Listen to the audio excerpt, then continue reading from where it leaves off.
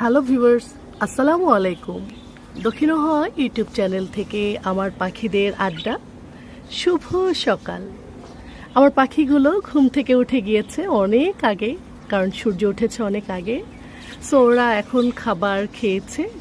ওদেরকে খুব সকালে আমি দিয়েছি চীনা, যেটা একেবারে তিলের মতোই দেখতে। অনেকে চীনাটা পাখিকে কম খাওয়ানোর চেষ্টা করেন। পাখিকে চীনা পর্যাপ্ত পরিমাণ দিতে হয়, কারণ চীনার যে দানাটি আছে সে দানাটি সে ছিলে খোসাগুলো ফেলে দেয়।